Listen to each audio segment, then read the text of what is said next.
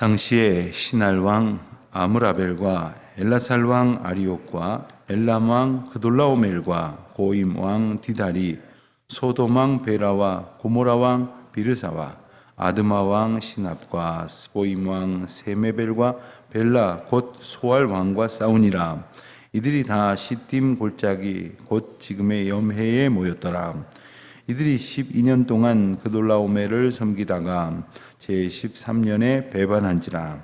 제14년에 그돌라오멜과 그와 함께한 왕들이 나와서 아스드롯 가르나임에서 르바 족속을, 함에서 수수 족속을, 사외 기랴다임에서 엠 족속을 치고 호리 족속을 그 산 세일에서 쳐서 광야 근방 엘바란까지 이르렀으며 그들이 돌이켜 엔 미스밧 곧 가데스에 이르러 아말렉 족속의 온 땅과 하사손 다말에 사는 아모리 족속을 친지라.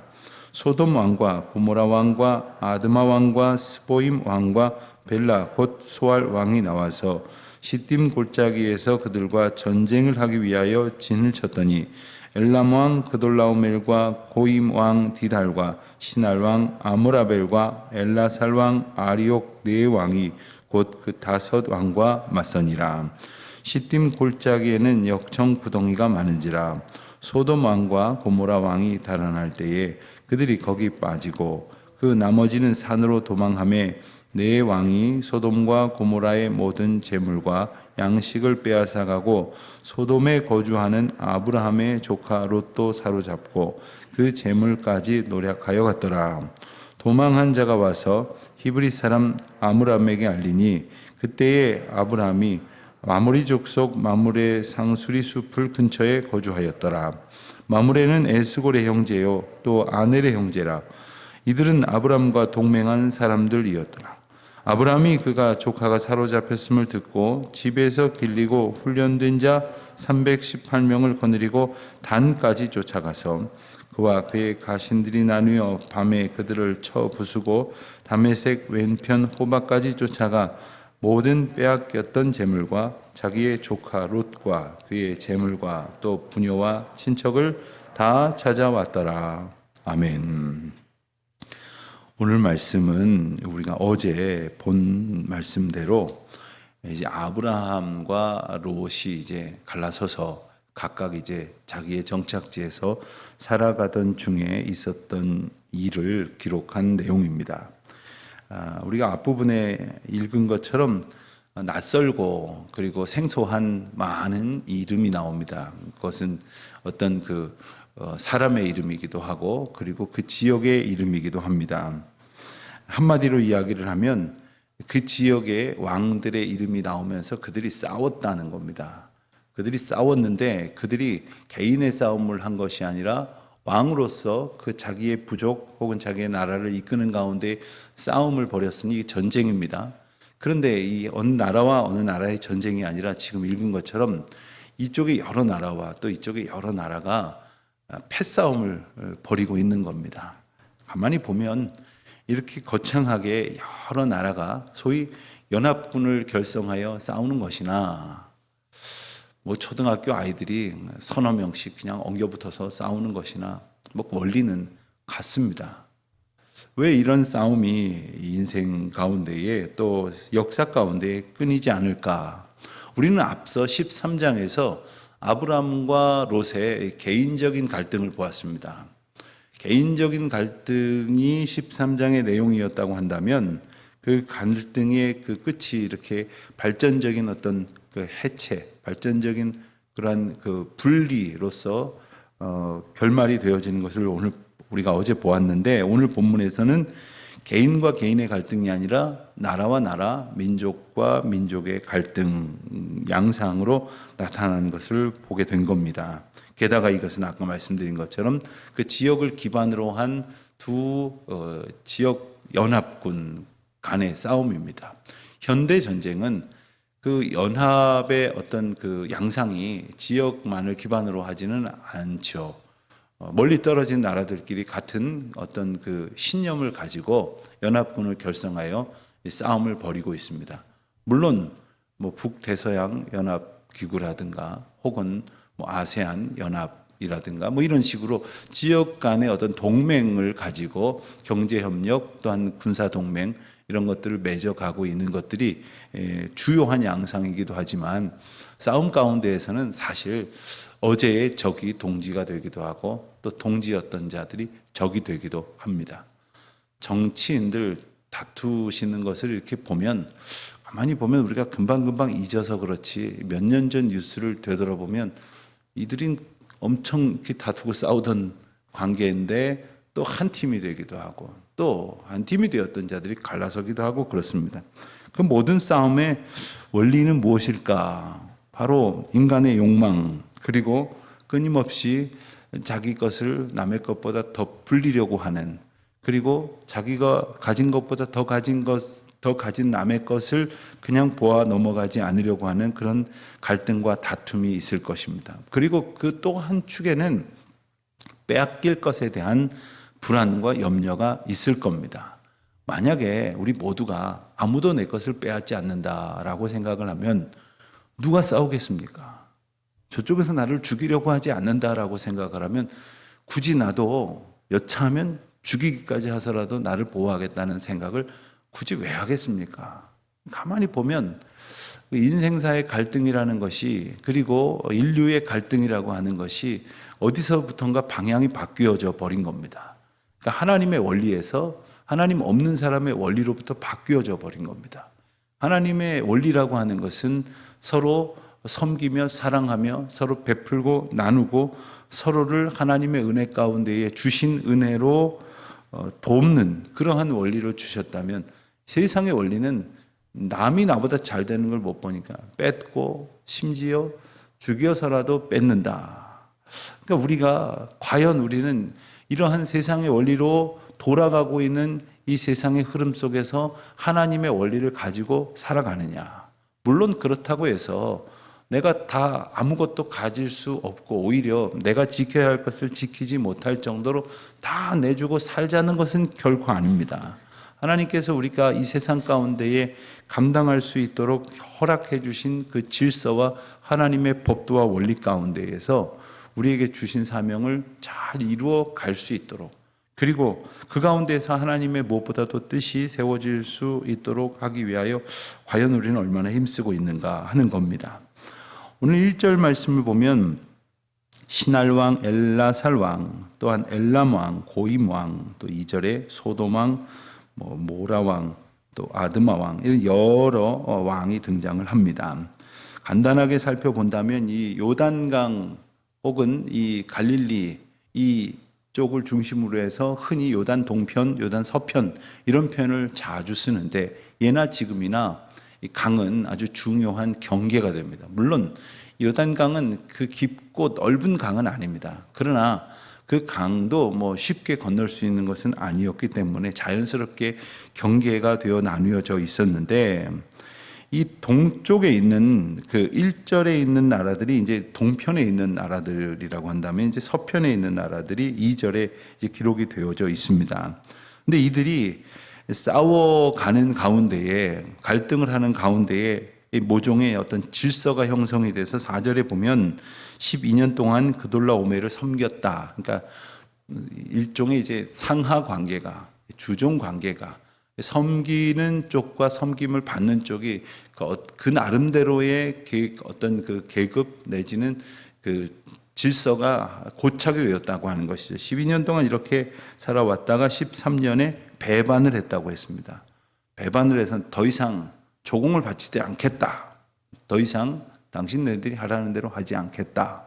그러면 이제 조공을 받고 나름 섬김을 받고 예우를 받던 쪽에서 그러냐 그동안 고마웠다 이렇게 되지 않겠죠. 어디 감히 저 봐라 저들을 복속시키도록 하라 이러면서 쳐들어갔다 하는 이야기가 나오는 겁니다. 자, 그러면서 지금 이제 지역을 기반으로 한 나라들이 싸움이 벌어졌습니다. 사실 이 지명과 왕들의 이름을 우리가 외울 필요는 없을 것 같습니다.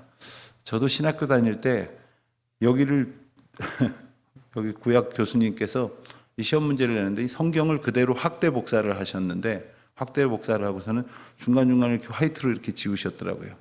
화이트로 지워서 빈칸을 채워라 이런 문제를 주셨어요. 그래서 굉장히 애를 먹었던 기억이 나는데 그때는 얼추 외웠는데 사실 이걸 뭐 여러분들이 굳이 외울 필요까지야 있으시겠습니까? 뭐 보시고 그냥 지나가면 될 텐데 원리는 하나 우리가 반드시 기억해 둘 필요가 있겠습니다.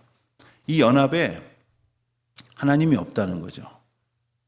성도의 연합에 하나님이 없으면 이들과 똑같은 겁니다. 가정의 연합에 하나님이 없으면 이렇게 자기 이익에 부합하여 싸우는 사람과 다름이 없는 겁니다.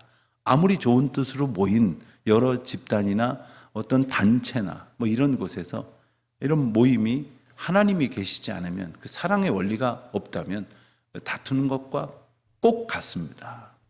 언젠간 어느 그 사회 봉사 기관에서 소위 그 사외 이사로 그 기관 외부의 인사를 이사로 이렇게 초청해서 1년 혹은 3년씩 이렇게 봉사를 부탁하는 일이 있었는데 한 번은 그 일을 한 3년간 맡은 적이 있었습니다.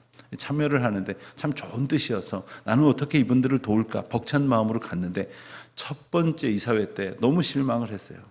아니 그거 다 서로 시간을 내고 돈을 내고 봉사하자고 모이는 단체예요. 거기서 누구도 이익을 가져갈 리가 없다고 생각을 했는데 거기서 그렇게 싸우는 거예요. 그게 뭐라고? 여러분 우리가 이 원리를 하나님께서 우리를 인도하시는 그 원리를 모르면 금방 싸움판으로 이렇게 변질될 수밖에 없다고 하는 것. 이들이 살아가고 있는 이 땅은 가나안 땅 전체 중에서 가장 알짜배기 땅들입니다. 가장 부요한 땅들입니다. 이들은 비록 그걸 깨닫지 못했겠지만 가장 평온하고 가장 복되고 그리고 가장 부유한 그리고 비옥한 땅에 살게 되었다고 하는 것을 이 땅에 하나님께 감사하지 않았다는 겁니다. 그리고 그들은 끊임없이 다투고 말았습니다. 자, 그렇게 싸움이 벌어졌을 때에 10절 보면은 시딤 골짜기, 그 싸움이 벌어진 곳이죠. 그곳에 역청구덩이가 많다고 했는데 역청구덩이에 달아나던 왕들이 거기 빠지는 지경이 되었다 하는 겁니다. 그래서 전쟁의 승기가 한쪽으로 기울면서 이제 도망치는 자들이 생겼고 그리고 빼앗는 자들이 생겼습니다. 그때 이 모든 것들을 빼앗아 가는 가운데에 우리가 앞장에서 이 요단 동편을 택했던 롯이 등장을 합니다. 롯이 이 싸움에 휘말려서 그만 자기가 가지고 있는 모든 것들을 빼앗기고 그리고 포로까지 되어서 끌려가는 지경이 되었습니다. 13절에 보니까 아마도 그렇게 끌려가던 롯의 일행 중에 한 사람으로 추정이 되는 사람이 그 일행에서 도망을 쳐서 살 길은 아브라함 삼촌에게 가서 이 이야기를 전하는 방법밖에 없다고 여겼기에 아브라함에게 이 사실을 알렸습니다. 아브라함은 그때 요단 이 서편이 되겠죠. 롯이 동편을 택했으니까 서편 마므레 아모리 족속의 이제 마므레 상수리 숲을 근처라고 이렇게 명명된 곳에 거주하고 있었는데 그때에 아브라함이 조카 롯이 사로잡혀 갔다는 소식을 듣고 어떻게 합니까? 자기가 집에서 데리고 있었던 사병, 가병이라고도 하겠죠. 318명을 데리고 단까지 쫓아가서 모두를 되찾아 왔다는 거예요. 여기서 몇 가지 한번 생각해 볼 만한 것은 한 개인이 자기 집에 사병을 318명이나 두고 있었다. 여러분 우리가 사극을 보면은 어떤 그 고관들 중에는 자기의 신변을 보호하기 위해서 사병을 집에 이렇게 두는 경우들이 있습니다. 자기 집을 지키게 하죠. 뭐 전쟁이 나도 내보내지 않습니다. 자기만 지키게끔 만드는 그 사병이 있습니다. 가만히 생각을 해보니까 아무리 높은 지위에 있던 사람도 자기 집에 있는 병사가 불과 뭐 한 1, 20명밖에 안 될 것 같다 하는 생각이 드는데 318명? 그러면 하나님께서 이미 아브라함 가문의 어떤 가정의 그 어떤 수요 내지는 어떤 그 수준을 어느 정도까지 부욕해 하셨는지를 조금은 짐작할 수 있게 하십니다. 그러나 동시에 아무리 이렇게 한 집안의 형편으로 본다면 대단하다. 어느새 이렇게 아브라함이 큰 집안을 일으키고 그 집안에서 길리우는 병사들만 봐도 이 정도 되니 놀랍다라고 생각할지 모르지만 이 318명이 전쟁에서 이미 승기를 잡은 연합군과 싸운다? 이게 가당키나 한 이야기입니까? 어떻게, 그것도 집에서 그저 뭐 집을 지키는 정도의 가병 수준이었을 텐데, 전쟁, 나라와 나라, 연합군과 연합군 간의 전쟁을 승리한 병사들과 싸울 수준이 되겠냐는 거예요. 그런데 출병을 합니다. 그것도 아브라함이 맨 앞장 서서 단까지, 여기서 단이라고 하는 것은 이스라엘 지역을 이제 위에서부터 아래까지 길쭉한 이 지형을 흔히 우리가 말할 때 단에서부터 브엘세바까지라는 말로 이렇게 상징적으로 말하거든요. 우리나라 한반도를 가리킬 때 뭐 백두에서 한라까지 뭐 이런 표현을 쓴다면 상징적인 의미로 단에서부터 브엘세바까지라고 하는데 그 끝까지 쫓아갔다는 이야기는 이스라엘 백성들의 시각에서는 뭐냐면은 지구 끝까지라도 쫓아가겠다는 의지를 표명하는 것입니다. 단지 거기까지만 가고 더 안 가겠다 이 얘기가 아니라 끝까지라도 쫓아가서 구해내겠다 하는 것이죠. 왜 그랬겠습니까?